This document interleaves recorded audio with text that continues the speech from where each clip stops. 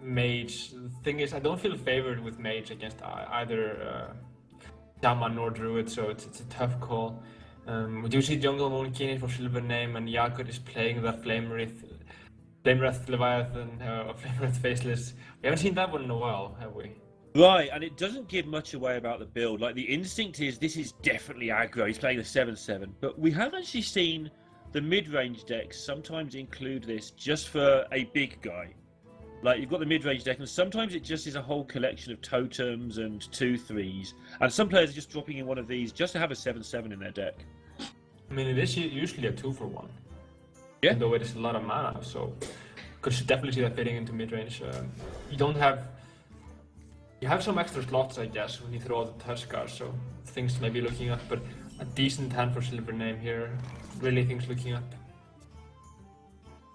SilverName, one of the most popular players in the world, even though a lot of the English-speaking players don't know much about him. We can see it's in chat as well, but SilverName is a very, very popular guy. So let's see if he can do his fans. I mean, yes, MrYagut's got a huge stream, so he's a popular man too. I'm looking forward to this one, and they've both got decent starting hands.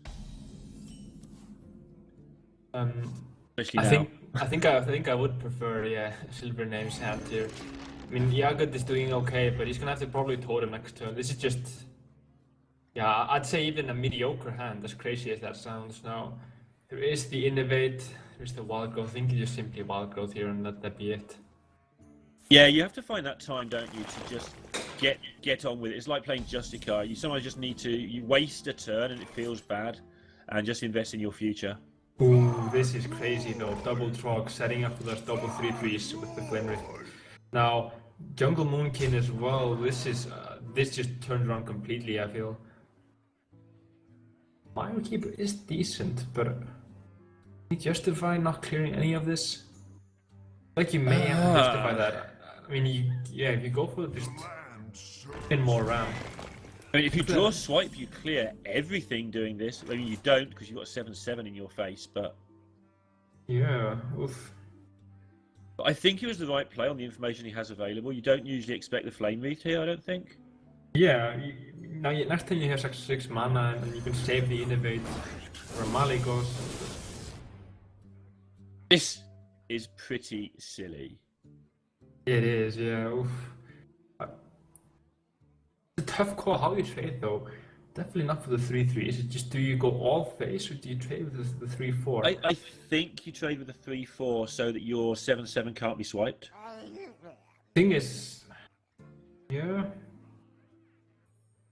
It's awkward, but I think you don't want your 7/7 to be swiped. Your 3/3 is bigger than your 3/4 because you're going to play Lightning Bolt at some point. No, he's going all face, sure. He figures he needs swipe and something anyway, so he might as well go face. Yeah. But now we're looking at possibly even... That doesn't have quite enough for Malik. Wait, he has 11 mana. You can actually just go for Malikos. This is crazy. This is just unfair. Oof. 7 damage living rooms. Holy moly. Yeah, and MrYagut, obviously the way that 7/7s for 4 work is they actually cost 6, and he's going to have to pay that 2 back next turn, and that's going to make things very difficult for him. Although... No hacks. Oof. No hacks, but also, I mean, SilverName doesn't... He knows SilverName doesn't have much left. He only has 1 card, and we can see it's not even damaged, so actually Fell Spit and Push Face is going to be 5 more. Yeah, I think he wouldn't even play that if he had the option, and at 13 he's running out of health. This is just wide open at the moment. Oh, he gets this Wrath. I thought it was swipe as well. The way he picked it up and it didn't even touch the screen. But you get to cycle that Wrath, of course. And I think you probably tempo Harrison here. You don't want to tempo Moonkin in case you take too much damage. I also think it's unlikely that he's even running Doom. Maybe, I think... There is Spirit Claws, but I think if Spirit Claws gets played, you probably lose the turn he plays it anyway. Mm-hmm. Yeah, I don't see him playing a Doomhammer in this type of mid-range deck. I'd be surprised at least. Seeing you have Fire Elementals. So this is very anti-control mid-range Shaman. Blockmist Thalmos. doesn't do much for him right now. I think he just have to end turn here and hope for. Yeah, he knows there's no swipe at the moment because swipe would have been played last turn for sure. So he can play as if there's no swipe and hope he doesn't come off the top. Oh yeah. Gonna be a moonkin now. Okay. But where is the hex? That's the big question. Well, he kills the Thalmos instead of the totem. Not afraid. No, that's gonna bite him a little bit now with the. Wow, this is actually kind of messy. Can he find a way where he can get the damage through? These 1 points of Druid armor that SilverName made sure he got, rather than playing that Harris, is actually really important.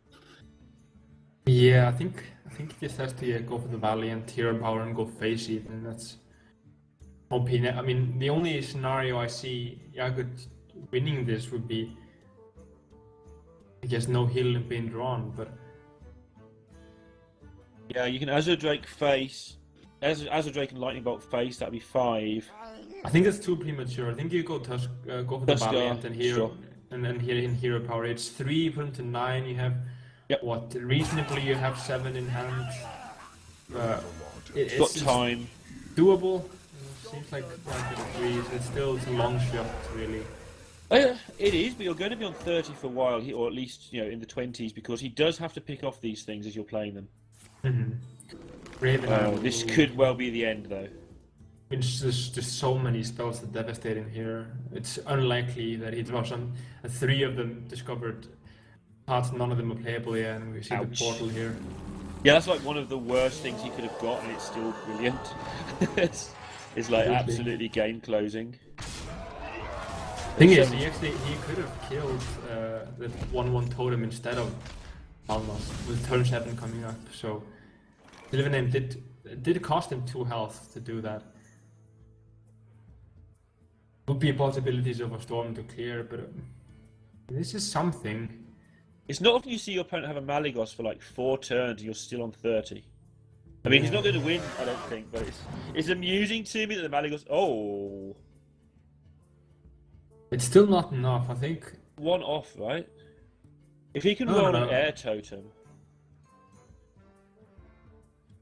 I mean, it's 10 in hand. Plus 5 elemental next turn, so it's 1 off. Push your armor up.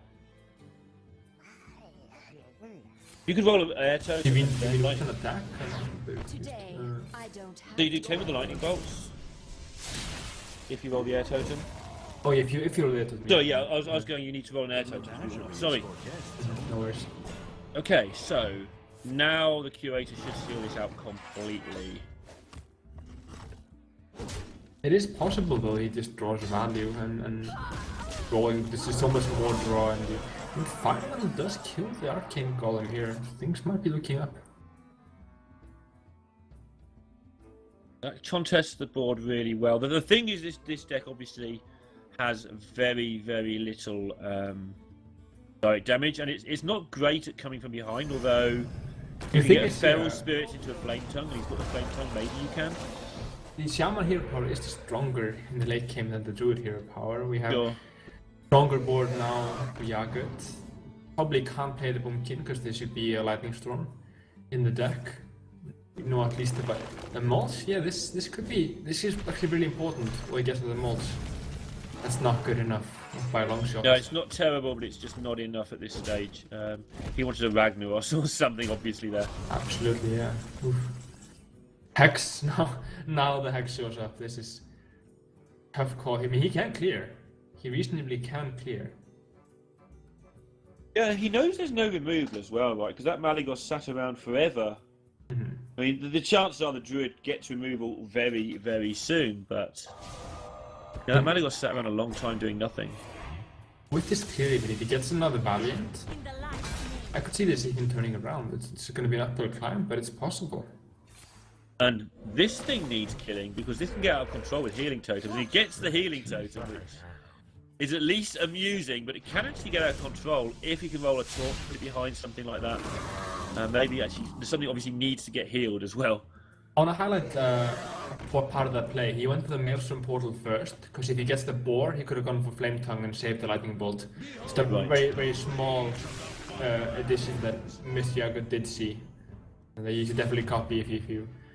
The order definitely matters at times. And yeah, excellent play by Yagut. Archer Drake would be a decent way to come back. You can at least clear the Vandal. What does he get out of the Archer Drake here? Mana time, Nice. okay, that's a start. That's a start. Here's the Vandal, I would have thought. Yeah, he has to clear the Vandal. I mean, Nourish wouldn't even be that bad. Wouldn't give him any buff, really? Whoa. I think... Interesting. I think the positioning is off on that Archer Drake, though. It's a very small issue, you know, but I think you put him on the other side. You definitely want your weakest minion in the middle. That's generally how you play it with Shaman. Right. The weakest minion is not in the middle here. Yeah, the only reason I feel that maybe he did it on the left is because he's going to... If he's going to win this game, he's going to totem a lot, and that will build from the right. But, No, okay. I mean, still, like, it will build from the right. It will always be from the right of the Archer Drake, you know, no matter how it goes. Yeah, sure. It's just, is the three, you know, is the wolf gonna be in the middle or not? Oh, I see, yeah. I mean, if he wants to toss them, it's possible though. No.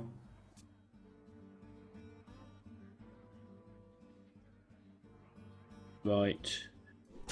I guess if he figured he was gonna get a taunt totem, I mean, playing it the other way around is better 3 times out of 4. Right. Just highlighting there, by the way, that the Innovate does have a downside. It's one of the best cards in all of Hearthstone, if not the best, but it does have a drawback, and that is when you draw it on turn 16 or whatever this turn is. It just counts as a complete 0. He chooses not to play the Harrison. I think it's very interesting. That might come into play big time. Well played to Silver. I think I was him, I would have definitely played Harrison there. I wonder if Yagut smells it out. It's such a hard read to make. I'll be amazed if he makes it, but I wonder if Yagut smells this one out. I want to make the call. I think playing the weapon is right here, even if you know about the Harrison. I think you just do YOLO face here.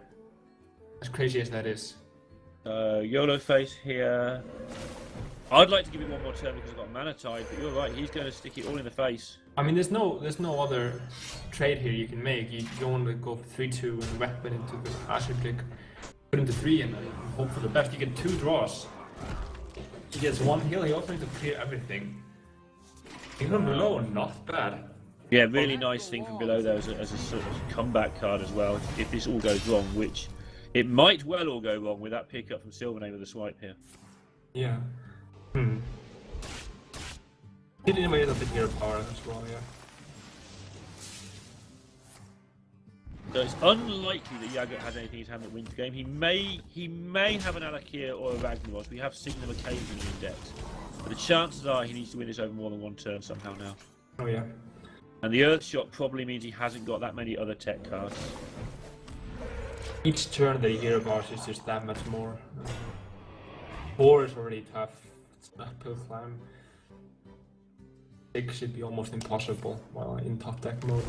But I think Yagut, he did go for the right play. Did go for the small chance to win the game right out. Point out for the future, because this will probably be played again now, as SilverName is going to win with his Druid. He does have a Yogg in his deck, so he's always got playing to an out. Things get a bit tight. I think it's a fantastic thing though that SilverName did save that Harrison. I really respect him for that. Yeah, I mean, you and I would both have, I think, played it as a tempo play earlier in the game, much earlier in the game. And he's kept it all game and it's won him this game. I mean, he may have won the other way as well, but this has definitely won him the game. Yeah, now looking at this is... I guess that's a bit premature looking at this, but yeah. This is actually possibly doable. I mean, he can't really... He can play Moonkin, Moonfire if he actually has to, but... Yeah, but... Oh no, he does get lethal though, I do believe. Yeah, that should do it. Now, 1-0 here for SilverName. Well played to him. Yeah, really nicely navigated, especially after that crazy start from MrYagut. And good. It's a 50-50 that if you're going to win events, if you're going to win matches, you've got to learn this matchup and you've got to win this matchup. Yeah, absolutely. Also, you just kind of need the right draws at times. Now, looking at the hand, it's pretty average for both players, I'd say. Yeah, It's getting that slightly, Justin yeah. card is pretty big, but having Fandral early against Warrior is also pretty big. Absolutely, yeah. The goal would be the crucial thing, I guess, against this starter here. No wild goal from the side, so this might be a little bit slow with a lot of hero powers coming up. Right, so this will be interesting because I think the conventional wisdom for this matchup, as we've just seen the results to confirm the archetype, is that you nourish for cards, not for mana, and you try and make the warrior go 1-for-1 on cards. Even though you don't get ahead with the tempo, try and outcard them and give them too many things to deal with. They have 4 removal spells, you have 4 threats, that's the meme. But if you can get to your 4 threats before they get to their 4 removal spells, it doesn't matter if you outmana them or not. Yeah, I think it depends also a little bit about what type of hand you have. If you have a very rampy hand, you can try to get them to around 18-ish damage and burst them with Maligos. If you have a slower hand like this one, for example, then you may want to have to just draw more and go for the value and try to go for a crazy big Emperor play late game. So I think the Emperor getting that early here might even be not that strong. I think ideally, if he's going for that sort of route, he'd want to get Emperor around turn 8, 9, 10 maybe, instead of doing it right now. Yeah, he'd been hoping to get a Fandral into a Raven Idol, because the extra minion is so important, and then Emperor that lot all, just to make it so much nicer. But he's having to do it now, because it's a good enough hand to Emperor, it's just not a great one. Like, Fandral into Nourish is pretty silly. There is, yeah. Takes away the argument of which one you should do. You just do them both. And also, I mean, the shield time is fairly massive. It's not as strong as the Execute, but it's close. Now, Phantom Nourish. Generally, if you get Phantom Nourish, you just win the game. You can also even Wrath on follow, because he gets 2 mana, 3 draw, double wild build. It's just everything. So things looking very rough for Yagut right off the bat here. When I watch this, it just reminds me of Miracle Rogue. It's like you just cycle through your deck with all these undercosted things, and you haven't even got an Auctioneer on the table. I know people played Auctioneer in this deck for ages, but I think it's coming to the conclusion you just don't need it. Yeah. I mean, there was even the Miracle Druid at times. This, if he forces an Execute here, it's just lights out. I mean, Yagut, generally, he knows it's going to be bad if he leaves Fandral off, and if he executes Fandral, it's really bad as well. I mean, going for Tauren, forfeiting his armor, forfeiting an Execute and the axe is just so much to give up. And SilverName is going to have 10 mana coming up. He can do whatever he wants. Yeah, this is absolutely horrible. In fact, Yagut just decided I've got to let it live and hope he's got nothing. He knows what he's doing here. He knows this is absolutely really unlikely that Fandral doesn't do anything. But he also knows if he can't execute an 8-8 later on, he can't win the game. So absolutely, yeah. It's the lesser of the two evils. It's not him playing badly, it's him realising that one thing has no chance of winning and the other just occasionally I might get away with. He does get a free innovate with that Nurse, but he's looking at what, 12, possibly 14 mana and 3 draw. It's really bad, yeah. I mean, at this point, he picking up about a brawl soon. Goes for the innovate and a swipe to face. Funny thing about Fandral, when you look through a druid list, there aren't actually that many cards it works with, but they're so destructive it doesn't matter. Yeah, I think you're pretty likely to have at least 1 or 2 in your hand if you play him turn 6, 7. So yeah, I think that's it. I mean, the thing is also he's just 3/5 for 4. It's decent just on the body alone. Yeah, I mean, just the chain with the Nourish has set all this off, and then, like you say, the 3/5's decent. It's a number that's representative, like Violet Teacher over the years, of course, as well, and it just does enough. It's a really interesting card. I hope it may limit design space that they can't print too many really powerful choose cards, which is why I asked you earlier what you thought of the card. But I think it's a lot stronger right now than it would have been in the Palette Shredder era. Because I mean, now it's competing with what? Infested Wolf. It's competing with, I don't even know. Yeah. Infested Tauren, a 3/5 absolutely competes with Infested Tauren for value. So I think play Refaces, I guess, but that's not your 4-drop. I guess that's got the overload, so it's kind of, you know, it's kind of like comparing the totem golem to a 2-drop. Sure. Whereas it's a lot stronger now. But yeah. And he is a legendary, which is kind of its own kind of overload, right? You can only have one of them, so it's allowed to be a little bit more powerful. I think it shouldn't be like that. I think it can't go way too far. Okay. It's a tough call though, because I mean, a lot of the 3, 4, 5 drops aren't legendaries that I've played. I could see, you know, let's say that you have a card like a low theft, for example. You have 2 low thefts, would just be wildly too powerful. Right. One really Or fine. Justicar, I guess, is another one. Well, that's too powerful anyway, I think, to be honest. Oh, you mean, yeah, if he actually gave everything, like, you know, extra buff on top of that, yeah. 6 mana hero, or 6 armor hero power. Now, Revenge is decent for this. It clears everything on the board. But I mean, you have to figure there's going to be a follow-up. Yeah, I mean, I'm trying to look how he doesn't die if he can see the hand. Yeah. He's going to die. Now, he's going to play as if there's no Malygos because he knows he's lost if there is. I mean, So he's going to be hero power no matter what. So it's going to go to 14. Clear everything with Revenge. He may decide that this game he never gets to play the Ironforge portal, in which case he may do that instead of hero powering now. He can't. He just can't do it. It doesn't work. The numbers don't even work. So just brutal. He could have gone face with the 2/2. Yeah, he was expecting that to not. I think. That's sloppy. Yeah, he overlooked something there, definitely. In the league match as well, to be. Like he was pointing at one of the attacks, thinking it wasn't going to be there. I think there. Anyway. Yeah, he was expecting them to do 3 instead of 5. I think sometimes when you know in your heart of hearts you've lost the game, you do get a little tiny bit sloppy. In fairness, like everybody does it. You shouldn't, but yeah, he knows he's lost this game. He's just going through he's just being a professional, going through the motions to some degree. But yeah, it could matter.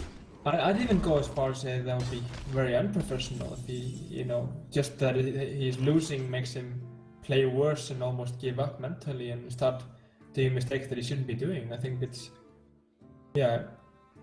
I mean, I think a true professional shouldn't get so thrown off his game just by being behind that he would not count his plays and just throw something out. I mean, that should be the difference between, you know, an amateur and a professional in that regard. I mean, Yagut, he's a professional. He's a very, very strong one. Just to reiterate that, he is a little bit new to tournaments, so you know, maybe just a little bit of experience there. Hopefully, he'll pick that up in the next game. I'm sure it won't go into the next game anyway. It was a small-ish error. So, Druid, Cowdy, what's happening with these? Just to let people know, as this is you play the best of 5 twice. And JJ won the first one. If SilverName does clinch this series here, he will play JJ in the deciding match of this series, and then the winners will go advance and the losers will drop down to the lower bracket. Obviously, Yagu's got something to say about that. If he does come back with a reverse sweep, then Complexity will just straight advance to the next round. Yeah, but I think looking at this, Emperor turn 1, what can a Paladin do? Tell me. Yeah, that's kind of why I went down that route, right? Because I'm looking at this turn 1 Emperor thinking, it just doesn't get dealt with anything apart from Doomsayer. Had to be Doomsayer, yeah. Already now it's weaker. And now he's got the mulch, so now he can just do it. I guess so. Equality clears it now, but you don't mind if their equality goes on killing on turn 2 before you've even started spreading your board. You don't mind that too much, I don't think. It wouldn't be strong. I mean, it's 3 for 1. So I think, yeah, that'd be really bad either way. I think this is really good for Yagut actually. And we get to find out. That's the beauty of this one. We're going to get to see how this pans out with this equality. 3 for 1, yeah, absolutely. This is. Yeah, it's kind of 4 for 1 because it's a loot hoarder. Or 3 for 0. The land serves me. No, I guess you lose equality, so. Yeah. Okay, but now SilverName does have this notice. He does get the ramp here, so He has everybody's favourite card as well. Have you found the nerf to be particularly strong, or do you think the card's still perfectly fine, as in perfectly playable, not perfectly fine? I mean, I faced Yago once, and he got the brawl on the first spell that he needed, so it didn't affect him that much. In that regard, I mean, it just seems like a 10 mana brawl at this point. Okay, yeah, I'm finding it to be a bit more powerful than that because there are so many spells that make minions. Like Karakazan just came out on top of Call of the Wild, that sort of thing. So, but it's definitely been nerfed. It's definitely more dangerous now, but it does seem to be still pretty good. Yeah, I think I wouldn't play it in Warrior. At least I'd play it, Right. yeah, only maybe. Yes, I play it in Druid, but still. One interesting thing in Warrior is you often play it when you're close to fatigue. So sometimes you don't want it to cast 14 spells. Sometimes you just want to play it as a 7/5 and hope it brings an animal companion. Yeah, I mean, it's actually kind of weak in the mirror. But now looking at this hand, though, that Nervous did really save him. This is wide open. I feel like I even like SilverName's position. He's played this really well overall, but today at least, Yogg hasn't been needed in Druid. Druids have been winning without Yogg. Yeah. Time waits for no one. And obviously one of the advantages of that equality going is if you can draw out another one, then Malygos is almost unkillable. So even though he did take a temporary, like, short-term hit when that equality came out, first of all, there may not have been an equality in Yago's hand, but secondly, you know, getting rid of one of those two equalities is absolutely huge later on. Anything can happen. That's what you want, but you probably want to draw it a little bit later on.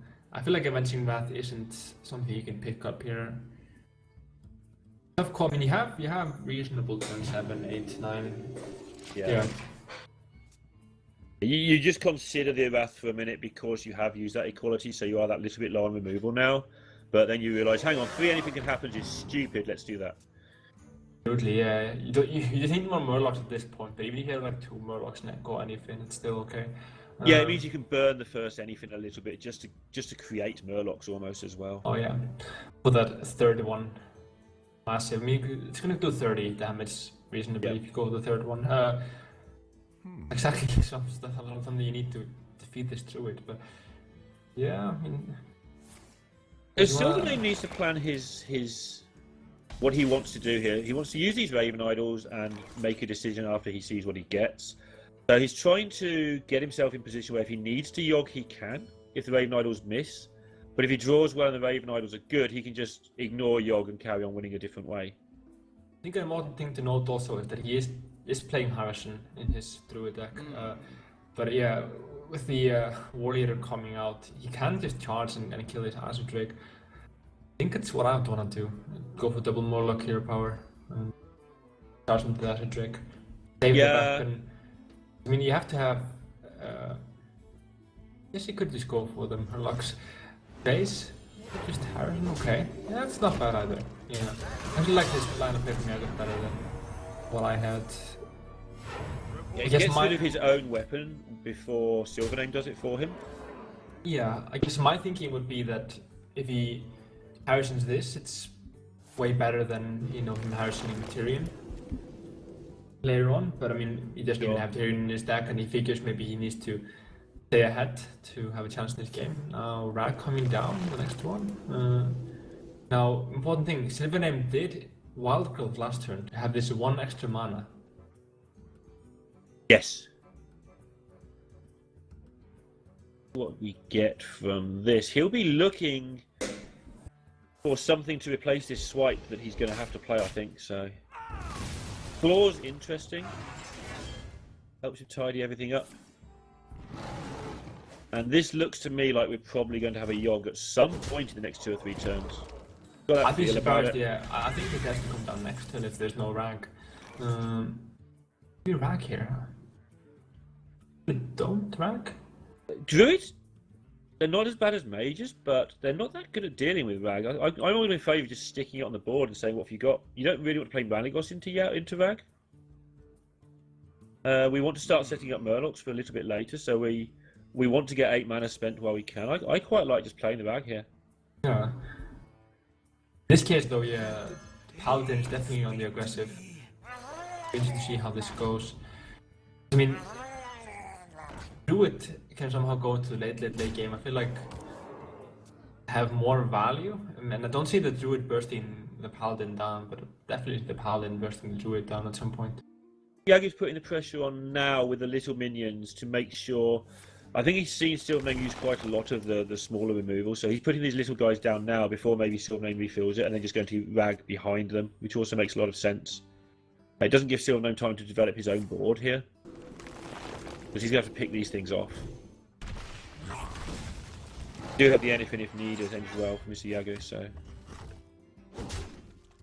Yeah, he definitely just wants to keep the pressure up. Bolts is saved, but yeah, a weak turn though for SilverName. He couldn't really risk it on the Yogg. He wants to just finish his up 3-0 instead of taking it to a 2-1. Yeah, it's possible. I quite like how Yagu's played this actually. We were critical of one small misplay earlier, but now he's covered from that. He's playing absolutely exceptionally. I think this game, his ordering has been very, very strong here. I agree with you that it's, you know, small in some state, but for a pro, that's actually, in my opinion, a big misplay. You know, Sure. Okay. That's something. Yeah. I mean, I guess, yeah, like the. I would consider a small misplay would be something like the positioning on the Azure Drake earlier, you know? Sure. This sort of stuff. I don't know, maybe I'm being too critical here, because I think Yagut is probably top 10 in the world right now. Sure, right, yeah. Let's not beat about the bush here. We're picking on a play and a frame of mind of a guy that we both consider to be one of the very best players out there. So let's just clear that up, yeah. But yeah. Also, it's our job to point out misplays and the fact that if he's a pro player, you know, that's something he needs to look at. So, but we've seen everybody do it at some point. The standard should be a lot higher for him, but what can he do here really? SilverName is starting to swing back. He's at 8. Anything would be for what? 4 damage? He goes for the Consecrate. This for the draw? Okay. Yeah, and he also gets the Forbidden Healing if he wants to here as well. He probably won't want to, but he can. To get another draw and, you know, also either heal himself or heal his minion back up, like his Pyro to protect it. However, he feels it is necessary. He gets to clear out the Fandral. And 8-4 isn't too much of a problem for this deck, as long as it's only there for 1 turn. Yeah, I think this was a really strong play here from him. Really like that play. Now he's dug through his deck to the point where he can play anything into anything. The first one doesn't win. He has only used 1 Bluegill, 1 War Leader, but the second one will win. Or I guess you could say he can almost play anything. Yeah. Wow. Ooh. He can almost play anything. Thank you, Cowdy. I needed that at this point in the afternoon. So, what can SilverName do here? He's gotta be paranoid about anything. He knows that he'll only played 2 Murlocs so far. I guess he's figuring go down another threat. Can he set up lethal with like swiping face and playing giants and just say you can't play anything because you've got to heal? Yeah, I figure he's. I'm pretty sure he knows that he gets a lethal next turn, but he just wants to play it as passively as possible with that in mind, you know. Seeing if you could have possibly drawn a Moonglade Portal or something, that's why he went for the Wild Growth there, just to have that chance, but yeah, this is... It's over nearly, right? I can't see how Yagut gets out of this. Incredibly, we've been saying how well he's played it, but I think he might lose it. Yeah. Only for 4, kills 1 giant instead of and next turn. Yeah. He takes 1 million, and that's going to be another Druid sweep. Absolutely, yeah. Oof. And I don't think at any point there either of us really thought that Yagut was going to lose that game. Yeah, absolutely. It was well played to both players here. This game. See how this goes here with SilverName up against JJ. It's going to be very serious. Yeah, and just to confirm, not to confirm, just to say, as far as we're aware, this is the first time it's gone to it this tournament.